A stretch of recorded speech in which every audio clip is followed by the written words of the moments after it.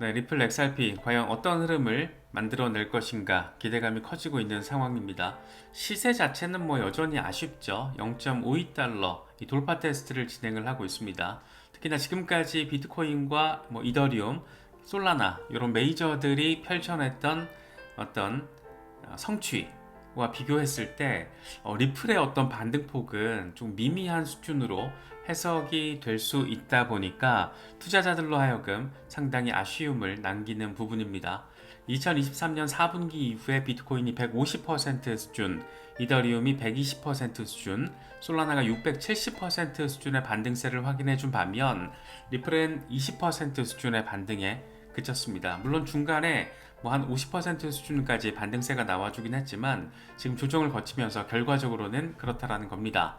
그래서 과연 어느 세월에 1달러 가고 10달러 가고 100달러 가고 200달러 가냐 이런 이제 하소연도 나올 수가 있는데 그럼에도 불구하고 긍정적인 전망들이 계속 이어지고 있고 그 중에는 좀 그럴싸한 내용들도 있다라는 거. 그래서 우리가 특히 중장기 대응을 하시는 분들은 여러 가지 어떤 포텐셜하지만 긍정적인 임팩트가 굉장히 클 수 있는 그런 재료들은 하나씩 챙겨 놓으시면 도움이 될 수 있지 않을까 생각이 듭니다. 브렛힐 주간 차트예요. XRP 주간 차트인데 지금 상당한 강세 다이버전스를 보이고 있어서 전문가들은 역사적인 움직임을 예측하고 있다.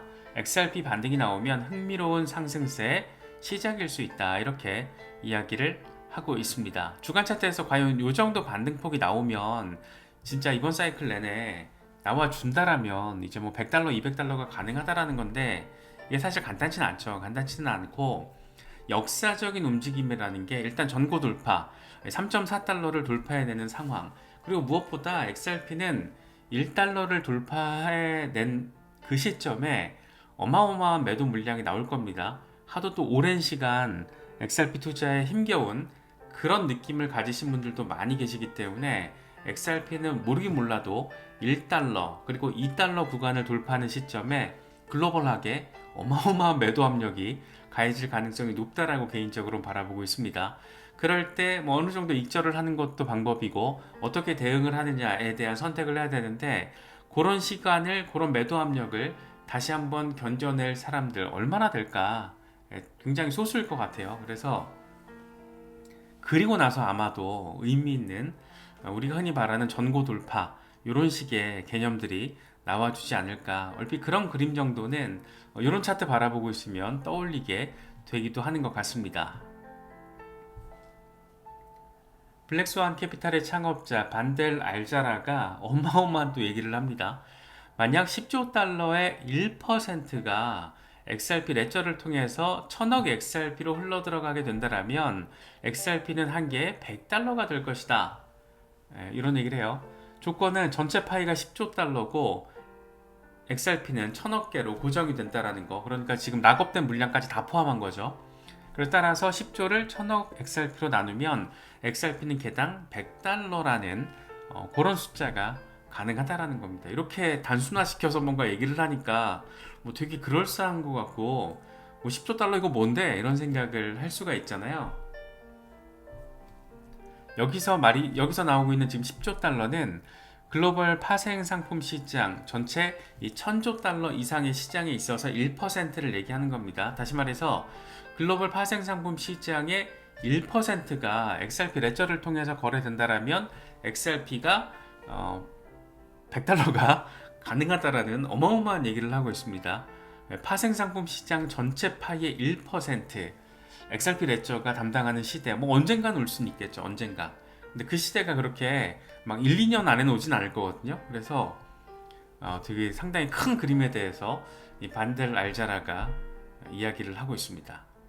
과연 이게 말이 되는 이야기일까라는 부분을 한 번 더 좀 정리를 해보면 10조 달러는 글로벌 파생상품 시장 1000조 달러의 1%입니다. 그렇기 때문에 파생상품 시장 전체의 1%를 XRP 레저가 담당하게 될 때 이제 XRP가 개당 100달러가 가능하다라는 기계적인 산술적인 계산인데, 하지만 이런 계산은 10조 달러 규모의 거래량이 한 방에 XRP 레저에서 처리가 된다라는 것을 가정을 하고 있죠. 그렇기 때문에 지금 현재 단계에서는 상당히 비현실적입니다. 물론 어느 시점이 되면 가능하기도 해요. 그게 왜 가능하냐, 여러 가지 포인트 지점들이 있는데, 일단 리플 같은 경우에는 지난해 8월에 국제 스왑 파생상품 협회에 가입을 했습니다. 그래서 당시 드디어 이제 XRP가 파생상품 시장에도 본격적으로 발을 담그는 움직임을 보여주고 있구나. 파생상품 시장의 여러 가지 종목들이 XRP 레저를 통해서 거래가 되는 그런 시기가 어느 시기가 된다라면 올 수도 있겠구나. 그런 기대감을 엄청 강화시켰던 그런 이벤트였습니다.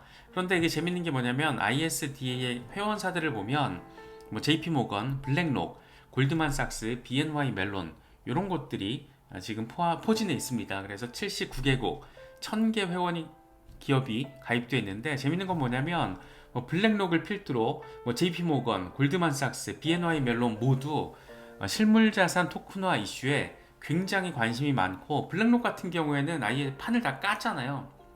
우리의 핵심 관심사 가운데 하나가 실물자산 토큰화 이슈야 라고 판을 다 깠잖아요. 그리고 나서 지금 이더리움 기반으로 토큰화 펀드 온도 파이낸셜이 그거 관련 종목이잖아요. 그래서 토큰화 펀드 비드를 출시했을 때 그 7개 초기 투자자 가운데 하나가 온도 파이낸스예요. 그래서 지금 온도가 최근 엄청 각광을 받고, 앞으로도 실물자산 토큰화 이슈와 관련해서도 주목되는 포인트 지점으로 이야기가 되고 있는 건데, 어쨌든 블랙록이 그 정도로 나서고 있고 나머지 이런 대형 세력급 기관들도 마찬가지라는 거죠. 그런데 이들이 포진해 있는 곳에 지금 리플이 들어갔다라는 점에서 작년 8월에 상당한 기대감을 가졌던 그런 이슈였습니다.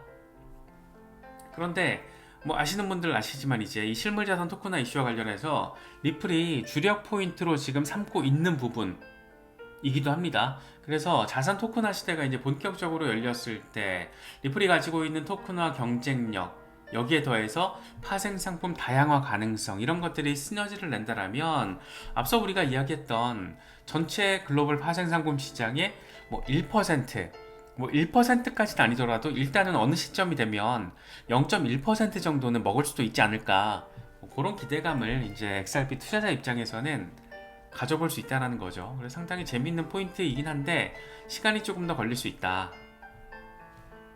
사실 이제 XRP가 만약에 $100가 된다라면 이제 전체 지금 유통량 기준으로 봤을 때 시총이 5조 달러가 넘어서요.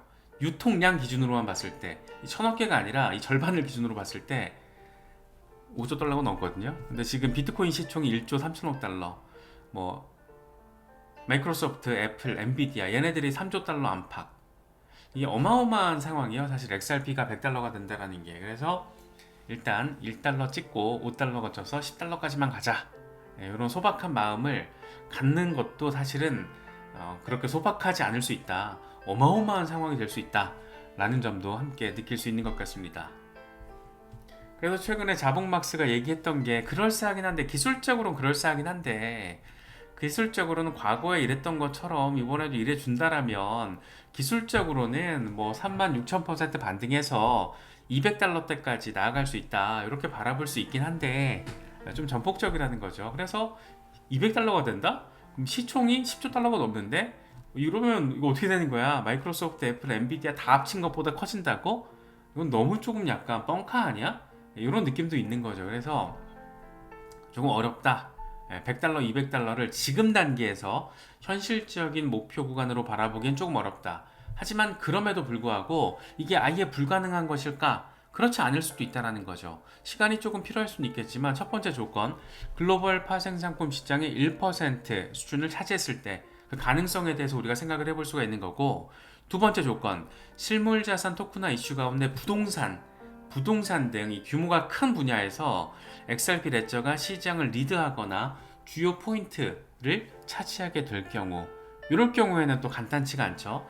그리고 조건 세 번째, 이건 이제 리플 소송, 그리고 XRP 현물 ETF 이슈 등 이슈적인 차원에서 우리가 지금까지 가장 예민하게 바라보고 있는 것들, 가장 단기적으로 임팩트 있게 시장에 긍정적인 영향을 미칠 수 있는 조건은 조건 3번이죠. 그래서 브래드 갈링하우스 같은 경우에는 이미 XRP 현물 ETF에 대해서 띄우게 나섰습니다. XRP만 얘기를 하면 좀 뻘쭘했겠죠. 그래서 리플, 솔라나, 에이다 현물 ETF 승인은 시간 문제다. 시간 문제는 맞아요. 근데 그 시간이라는 게 내년이 될지 3년 뒤가 될지 5년 뒤가 될지 예단하기는 어렵다라는 거죠. 개인적으로는 내년 이후부터는 XRP를 비롯한 메이저급 알트코인들에 대한 현물 ETF 이슈가 미국 시장에서 본격화될 가능성이 매우 높다라고 보고 있고, 특히나 그 전에 올해 이제 하반기부터 홍콩 시장에서 메이저급 알트코인들에 대한 어떤 현물 ETF 이슈에 가속화가 붙지 않을까, 뭐 그런 생각이 또 들기도 합니다.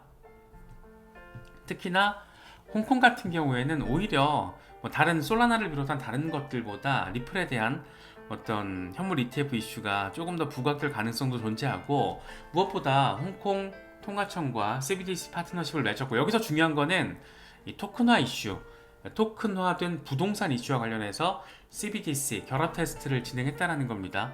언젠가 펼쳐지게 될 블록체인 혁신 결제 시대가 일반화됐을 때 부동산 자산을 토큰화 시켜서 거래할 수 있게끔 하는 거고, 통상 부동산을 매수할 때 대출을 활용하는데 이 대출조차도 CBDC를 통해서 활용을 하겠다. 그래서 대출과 어떤 블록체인 토큰화된 부동산 거래 이런 것들을 다 결합시키겠다라는 건데, 그걸 담당했던 게 리플랩스였죠. 그래서 홍콩 통화청과는 이미 커넥션이 돼 있다. 그렇기 때문에 홍콩에서는 조금 다를 수 있다. 이런 기대감을 안기는 부분이기도 합니다. 브룩 피어스의 이런 얘기들도 되게 의미가 있어요. 중국 암호화폐 시장이 개방되는 것은 불가피하다고 본다. 문제는 그게 일어날지 여부가 아니라 언제일지다. 홍콩의 주요 기회는 전통 금융에 있는데 적절한 시스템이 갖춰진다면 엄청난 기회가 분명히 있다 라고 이야기를 하고 있습니다. 핵심은 중국의 암호화폐 시장 개방, 이런 게 불가피하다. 과연 중국 공산당 어떤 식의 스탠스를 설정할 것인가. 이미 홍콩에서 암호화폐 현물 ETF가 승인되는 것을 내뒀는데 어떻게 핸들링을 할 것인가, 그런 부분이 관전 포인트죠. 그래서 만약에 중국이 암호화폐 시장을 어떤 방식으로든 개방을 한다. 그래서 심지어 홍콩에 이어서 중국 본토에서도 암호화폐 현물 ETF가 출시되는 그런 상황이 이어진다라면, 뭐 여기는 사실 너무 전폭적이고, 이거는 그게 아니더라도 스타커넥트를 통해서 홍콩의 암호화폐 현물 ETF가 중국 본토에서 뭐 수월하게 거래될 수 있는 환경까지만 현실화되더라도 이게 또 얼마나 대단하지 않을까.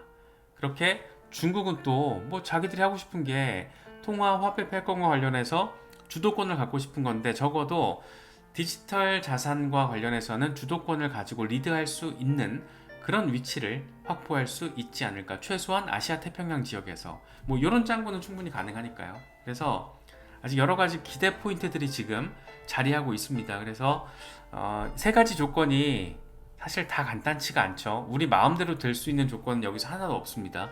그나마 단기적으로는 조건 3에 대한 기대감을 좀 가질 수 있는 상황이고, 1, 2번은 정말 한 5년, 10년 이상을 조금 우리가 내다봐야 되는 상황이 아닐까 싶기도 하거든요. 그래서 너무 단기적으로 뭐 100달러, 200달러를 기대하는 거는 어려울 수 있겠지만, 그럼에도 불구하고 현실적인 상황에서 뭐 5달러에서 10달러 뭐 이 정도 상황은 우리가 바라볼 수 있지 않을까. 뭐 XRP 홀더분들 특히 요즘에 마음고생 하시는 분들 많이 계신데, 이런 긍정적인 재료들도 잘 생각해 보시면서 멘탈 케어 잘 하시고 투자 전략 잘 세우실 수 있으면 좋겠습니다.